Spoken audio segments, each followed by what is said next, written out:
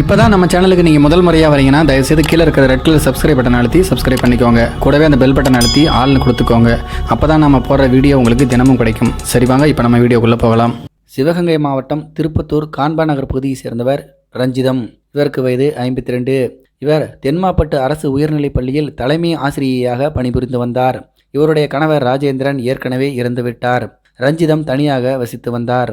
இவருடைய மகன் அம்பேத்கர் பாரதி என்பவர் கோவையில் மருத்துவக் கல்லூரியில் படிக்கிறார்.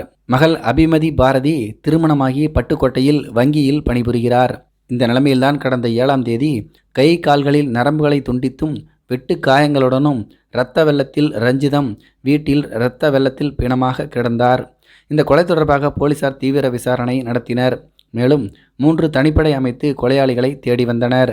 இந்த நிலைமையில்தான் இன்ஸ்பெக்டர் சுந்தர மகாலிங்கம் தலைமையிலான போலீசார் சில்லாம்பட்டி விளக்கு பகுதியில் வாகன சோதனையில் ஈடுபட்டனர். அப்போது அந்த வழியாக சந்தேகப்படும் வகையில் வந்த வாலிபரை பிடித்து விசாரித்தனர். அதில் அவர் நெடுமரம் கிராமத்தை சேர்ந்த ரவியினுடைய மகன் 24 வயதான சூர்யா என்பதும் தலைமை ஆசிரியை கொலையில் அவருக்கு தொடர்பு இருப்பதும் தெரியவந்தது. மேலும் அவரிடம் நடத்திய விசாரணையில் பல திடுக்கிடும் தகவல்கள் வெளியானது. இது குறித்து போலீசார் சொன்னது என்னவென்றால், தலைமை ஆசிரியை ரஞ்சிதத்தின் தம்பி பாண்டி வேல்முருகன். அவர் வெளிநாட்டில் வேலை பார்த்து வருகிறார். இவருடைய மனைவிதான் இந்த நதியா. இந்த பெண்ணுக்கு வயது 31. இவர்களுக்கு 2 ஆண் குழந்தைகளும் ஒரு பெண் குழந்தையும் இருக்கிறது. நதியாவுக்கும் இந்த சூர்யாவுக்கும் கள்ளக்காதல் இருந்திருக்கிறது.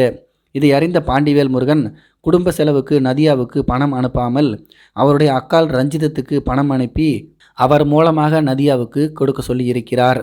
இதனால் ஆத்திரமடைந்த நதியா தன்னுடைய கள்ளக்காதலன் சூர்யாவுடன் சேர்ந்து ரஞ்சிதத்தை கொலை செய்ய முடிவு செய்தார். அதன்படி கடந்த 6ஆம் தேதி இரவு 10 மணி அளவில் சூர்யா ரஞ்சிதத்தினுடைய வீட்டின் பின்புறம் மறைந்திருந்தார். அப்போது அங்கு வந்த ரஞ்சிதத்தை பின்னால் இருந்து வாயை பொத்தி கழுத்தை நெரித்தும் கை கால் நரம்புகளை துண்டித்தும் கொடூரமாக கொலை செய்துள்ளார்.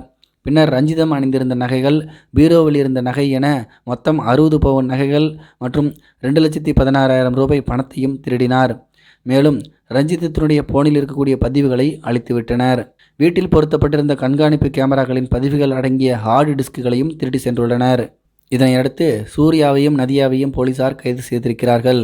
மேலும் அவர்களிடமிருந்து 60 பவுன் நகை, 2,16,000 ரூபாய் பணம், ஒரு ஹார்டு டிஸ்க், 2 செல்போன்கள் ஆகியவற்றை பறிமுதல் செய்திருக்கிறார்கள். இவன் மூஞ்ச பாருங்கள், நல்லா வெள்ளி மாதிரியே இருக்கா பாருங்கள். இதை பற்றி உங்களுடைய கருத்துக்கள் என்ன அப்படிங்கிறது கீழே இருக்கிற கமெண்ட்ஸில் தெரியப்படுத்துங்க. மேலும் இது போன்ற வீடியோக்களை பார்க்க நம்முடைய சேனலை சப்ஸ்கிரைப் பண்ணிக்கோங்க. நன்றி, வணக்கம்.